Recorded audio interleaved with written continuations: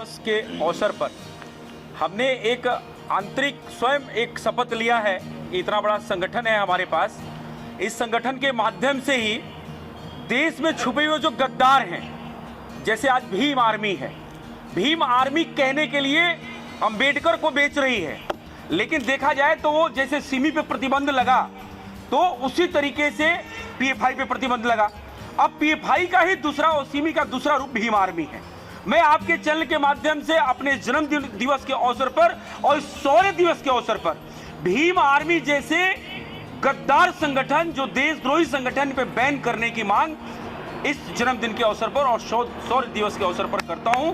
इस बात को आप जरूर केंद्र सरकार तक पहुंचाएं।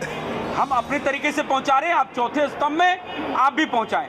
भीम आर्मी चंद्रशेखर, जो अपने आप को रावण कहता है, उनके जो पिता हैं चंद्रशेखर, रावण के पिता, ये सोच के रखे थे कि चंद्रशेखर आजाद तिवारी जैसा ये बलिदानी और देश का सिपाही बनेगा, लेकिन ये देश का गद्दार बन गया ये चंद्रशेखर रावण। और मैं ये समझता हूं कि इस पर बैन होना अति आवश्यक है, क्योंकि भीम आर्मी जैसे गद्दार संगठन हो। एक राजेंद्र अंबेडकर घूमता रहता है, वो अपने को अंबेडकर का पोता बताता है, इसी तरीके से राजेंद्र पाल गौतम, इसी तरीके से तमाम ये विधर्मी जो हैं भीम के नाम पे और भीम और मीम का जो रोटी सेक रहे हैं और देश में जो इस्लामीकरण या ईसाईकरण करने का काम कर रहे हैं, मैं समझता हूं ऐसे संगठनों पे ये देश के लिए पनौती है और इनको जल्द से जल्द बैन करना चाहिए, ये हम मांग करते हैं। बाकी मैं शैलेंद्र मणि मिश्रा उर्फ लखन लाल मिश्रा विश्व सनातन महासंघ से वरिष्ठ राष्ट्रीय प्रवक्ता पद पर हूं और मैं पूरे विश्व सनातन महासंघ परिवार की तरफ से आदरणीय भाई सुशील तिवारी जी को जन्म दिवस की ढेर सारी शुभकामनाएं देता हूं और कहता हूं कि आप यूं ही सदा मुस्कुराते रहें, प्यार हम सबसे ऐसे जताते रहें। आप यूं ही सदा मुस्कुराते रहें, प्यार हम सबसे ऐसे जताते रहें। है प्रभु राम जी से यही कामना, 100 वर्ष ये महोत्सव मनाते रहें। पूरे भारत में भारतीय जनता पार्टी जिस तरह से अपना परचम लहरा रही है, अभी विगत 2-3 दिनों के अंदर 3 राज्यों में पूर्ण बहुमत की सरकार बनाई, उसका एक बहुत बड़ा श्रेय उन बेधर्मियों को जाता है जो सनातन धर्म को डेंगू और मलेरिया बताते हैं। उन्होंने हम हिंदुओं को एक करने का बीड़ा उठा रखा है। उन्होंने अभी कुछ दिन पहले, अभी कल उन्होंने फिर से बोला है कि उत्तर प्रदेश राज्य या उत्तर भारत के जितने राज्य हैं वो गौमुक्त राज्य कहे जाते हैं। इसका कारण है वो ये चाहते हैं कि जो उत्तर भारत है वैसा ही दक्षिण भारत में भी हम परचम लहराए। आने वाले समय में, जैसे तेलंगाना की अभी बात की किसी ने कि वहाँ पर आपने क्या किया, तो वहाँ पर 1 सीट से हम 10 सीट पे पहुँचे, उसका कारण यही बेधर्मी रहे हैं। और अगर ये बेधर्मी इसी तरह से बयान देते रहे और बात करते रहे, खास करके हमारे धर्म पर, तो आने वाला समय ये 90% हिंदू एकजुट होकर भारतीय जनता पार्टी को वोट करने वाले हैं। और इनको, जैसे समाजवादी पार्टी जो उत्तर प्रदेश में खास करके अपना वोट बैंक रखती है, वो मध्य प्रदेश जाकर किसी भी सीट पर इतना वोट नहीं पाई कि वो नोटा के बराबर वोट पाई। उसका एक बहुत बड़ा कारण यही है कि ये लोग जो है सनातन धर्म पर अनर्गल टिप्पणियाँ करते हैं। इनके जो मंत्री, विधायक या जो भी हैं, ये इनसे इस तरह से ओछी टिप्पणी करा रहे हैं।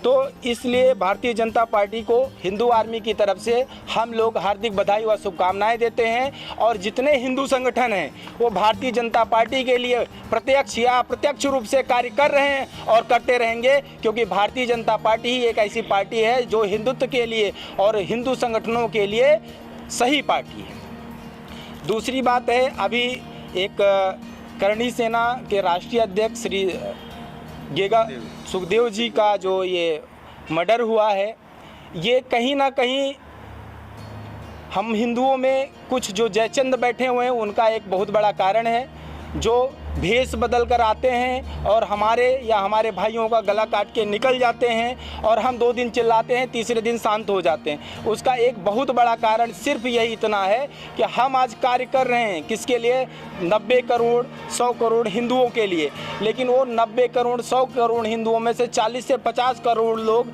हमको सिर्फ और सिर्फ इंटरटेनमेंट की नज़र से देखते हैं। वो ये देखते हैं कि ये बंदा तो हमारे लिए लड़ रहा है, ये नहीं लड़ेगा, कोई दूसरा लड़ेगा, कोई तीसरा लड़ेगा, जाएगा, वो हमारे साथ में नहीं खड़े हो रहे हैं। हम उनसे कहते हैं कि तुम बोल नहीं सकते, कोई बात नहीं, तुम सुन सकते हो ना, हमारे साथ खड़े हो जाओ, तुम्हें बोलने की आवश्यकता नहीं पड़ेगी, हम तुम्हारे लिए लड़ने मरने को तैयार हैं, लेकिन आपका केवल हमें साथ चाहिए। हिंदू आर्मी का गठन 2019 में हुआ था, तब से हिंदू आर्मी लगातार हिंदुओं के उत्थान के लिए, हिंदुत्व के लिए, मंदिर के पुनर्निर्माण के लिए, गौरक्षा के लिए और हिंदू राष्ट्र के लिए कार्य कर रही है। इस क्रम में बहुत सारे कार्य हम लोगों ने किए हैं, जैसे PFI बैन हुई, सबसे पहली मांग उठाने वाली संगठन जो थी हिंदू आर्मी थी।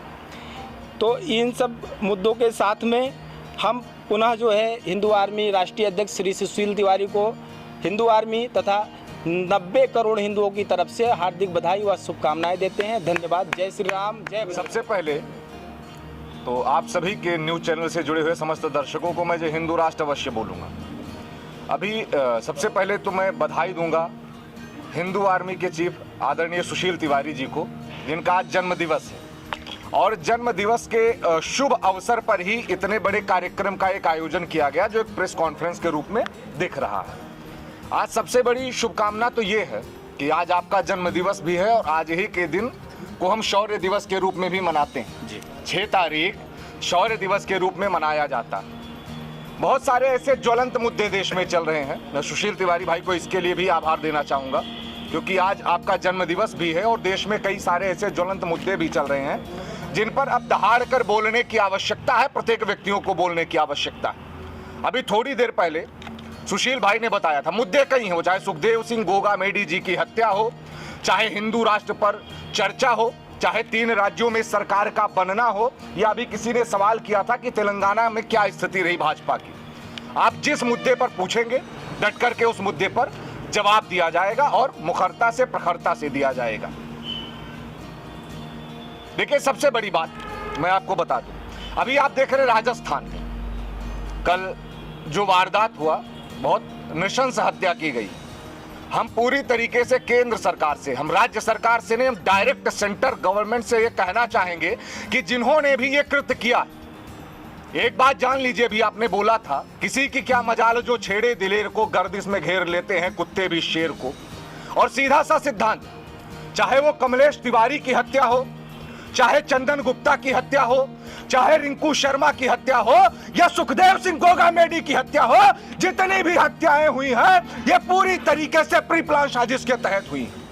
सनातन धर्म के संस्कृति पर ही निरंतर आघात करने का प्रयास किया जाता है। उसका सबसे बड़ा कारण, जो अभिव्यक्ति सनातन धर्म की पताका को फहराने का प्रयास करेगा वो मारा जाएगा, डंके की चोट पर मारा जाएगा। यह सिद्धांत है।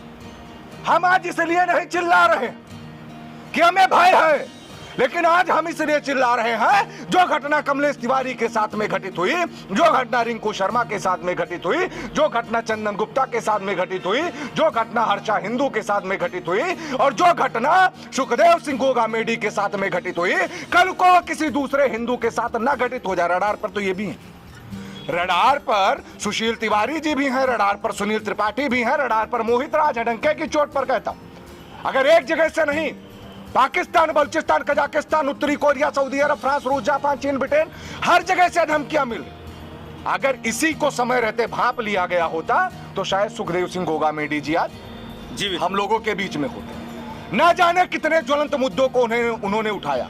तो एक सिद्धांत है कि जो हिंदू राष्ट्र पर बात करेगा वो विधर्मी लोग उनको टारगेट करेंगे। और मैं भारत सरकार से कहना चाहता हूं कि अगर 80% का, 90% का बहुसंख्यक समाज सरकार बनाना जानता है तो महाराज, अगर सनातन धर्म के नियमानुसार कानून नहीं बने तो यही 80% का बहुसंख्यक समाज सरकार गिराना भी जानता है। आज भारतीय जनता पार्टी का पूर्ण समर्थन है, डंके की चोट पर समर्थन है।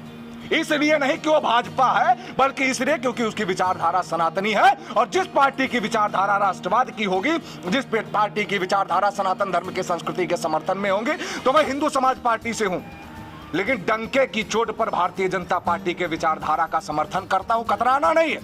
कारण क्या है कि हमको बंटना नहीं, हमारा उद्देश्य एक है, हमारा लक्ष्य एक है। क्योंकि सबसे बड़ा कारण क्या, आज अयोध्या में राम मंदिर का बनना भाजपा सरकार की मजबूती है। आज काशी के भव्य कॉरिडोर का बनना भाजपा सरकार की मजबूती है और मथुरा पर याचिका दायर होना भाजपा सरकार की मजबूती है, हिंदू राष्ट्र का आह्वान होना भाजपा सरकार की मजबूती है। और भारतीय जनता पार्टी से जीतने के बाद राजस्थान में आचार्य बाल मुकुंद जी ने नॉनवेज जो सड़क पर बिक रहे थे उन नॉनवेजों पर भी पाबंदी लगाई। ऐसा एक्शन भारतीय जनता पार्टी का ही कोई व्यक्ति ले सकता, हिंदू समाज पार्टी या हिंदू आर्मी का ही कोई व्यक्ति ले सकता, क्योंकि सरकारें तो पहले भी थी, नेता तो पहले भी थे। मैं यही कहना चाहूंगा, जैसे आज उत्तर प्रदेश में सनातन धर्म के संस्कृति के नींव के स्तंभों को मजबूत करने का कार्य हिंदू हृदय सम्राट माननीय योगी आदित्यनाथ जी महाराज कर रहे हैं, अगर राजस्थान में भी सनातन धर्म के संस्कृति का परचम फहराना है, अगर राजस्थान में पूर्ण बहुमत के साथ कब्जा किए रहना है, तो मैं केंद्र सरकार से एक आह्वान करूंगा, एक अपील भी करूंगा, ये आपके जन्मदिवस के शुभ अवसर पर, कि राजस्थान को भी योगी बालकनाथ जैसे सीएम की आवश्यकता है। बिल्कुल सीधा सा सिद्धांत, अगर योगी बालकनाथ जी राजस्थान के मुख्यमंत्री बनते हैं तो समय रहते वहां की स्थिति बदल जाएगी। आचार्य बाल मुकुंद जी ने जो कार्य किया डंके की चोट पर उसकी सराहना की जाती है। हिंदू राष्ट्र के मुद्दे निरंतर उठते रहेंगे क्योंकि ये ज्वलंत मुद्दे हैं। मैंने हिंदू आर्मी के सफर को देखा, शुरुआत से देखा, आपने कई सारे ऐसे मुद्दे उठाए और कई सारे ऐसे मुद्दे थे जिन्होंने पूरे भारत देश में हलचल भी मचाई, चाहे वो बहिष्कार करने की मुहिम हो, चाहे अन्य भी कई सारी मुहिम थी जो हिंदू आर्मी के द्वारा चलाई गई। हिंदू आर्मी के कार्यकर्ता सिर्फ सोशल मीडिया पर नहीं अपितु धरातल पर भी कार्य करते। आप अगर देखेंगे हमारे बगल में है सुश्री कल्पना राय जी, आप विदेशों में भी भ्रमण करती रहती हैं, लेकिन जन्मदिवस का शुभ अवसर जान करके आपको बधाई देने के लिए आए। दीपक सोनी जी हैं, दार्जिलिंग से आए हैं, डॉक्टर शेखर मिश्रा भाई साहब हैं, आदरणीय सुनील त्रिपाठी संस्थापक जी हैं, और भाई साहब भारतीय जनता पार्टी से आदरणीय नरेंद्र सिंह जी हैं। तो जितने भी लोग यहाँ पर जो आए उनका लक्ष्य एक है, सनातन धर्म के संस्कृति का उत्थान। और मैं डंके की चोट पर समस्त मीडिया बंधुओं को कहना चाहता हूँ, एक बात ध्यान रख लो, या यहाँ पर जो भी लोग हैं या जो सुनना चाहते हैं आपके माध्यम से, आज जो सुखदेव सिंह गोगा मेडी के साथ में हुआ है कल किसी दूसरे हिंदू के ऊपर होगा और पूछेगा इतिहास भी एक दिन धर्म का दोषी कौन रहा। जब तक खुद पर ना बीती तब तक ये हिंदू मौन रहा। सीधा सा सिद्धांत। उनको लगता है ना कि आज आग पड़ोसी के घर में लगी है, तो महाराज कल को यही आग जो आज चिंगारी के रूप में है, ज्वाला का स्वरूप बना करके आपके भी घर को जला करके राख करेगी और आपका भी घर राख होगा। कारण क्या है? आप कमलेश तिवारी के ऊपर घटना घटित हुई, आप शांत रहे। रिंकू शर्मा के ऊपर घटना घटित हुई, शांत रहे। चंदन गुप्ता के ऊपर घटना घटित हुई, शांत रहे। समस्त घटनाएं घटित होती रही, आप शांत रहे। तो मैं सीधा सा सिद्धांत कहना चाहता हूं, जो हिंदू राष्ट्र की मुहिम का समर्थन करेगा, जो हिंदू राष्ट्र के मुहिम की मांग करेगा, उसको सरकार सुरक्षा भी उपलब्ध करवाए और समय रहते सनातन धर्म के संस्कृति के उत्थान के हेतु कार्य करने वाले समस्त कार्यकर्ताओं के साथ निस्वार्थ भाव से डट करके खड़ी रहे। बाकी ज्यादा कुछ किसी को बताने की आवश्यकता नहीं है। एक छोटा सा अंतिम में संदेश, मैं किसी के भी धर्म पंथ संप्रदाय मत मजहब का विरोधी नहीं हूं, लेकिन महाराज जो सनातन धर्म का विरोध करेगा हलक में हाथ डाल कर कलेजा खींचने का सामर्थ्य रखते हैं, ये मैं नहीं बल्कि हमारे संगठन का विश्वास बोलता है। तो सीधी सी बात, अगर विरोध करोगे तो विरोध झेलना पड़ेगा और डंके की चोट पर विरोध झेलने के लिए तैयार हो जाओ। और सुखदेव सिंह घोगा मेडी जी को बहुत भावपूर्ण श्रद्धांजलि व्यक्त करता हूं पूरे हिंदू आर्मी की तरफ से, हिंदू परिवार की तरफ से। ज़्यादा बोलने की आवश्यकता नहीं, जन्म दिवस का ही अवसर है, लेकिन शौर्य दिवस का भी अवसर है। अगर दोनों अवसर एक साथ हों तो ज़्यादा कुछ बताने की आवश्यकता नहीं है। बस एक ही नारा, एक ही नाम, जय श्री राम। हिंदू राष्ट्र के इसी संकल्प के साथ एक बार आदरणीय सुशील तिवारी जी को जन्मदिवस की पुनः हार्दिक शुभकामनाएं।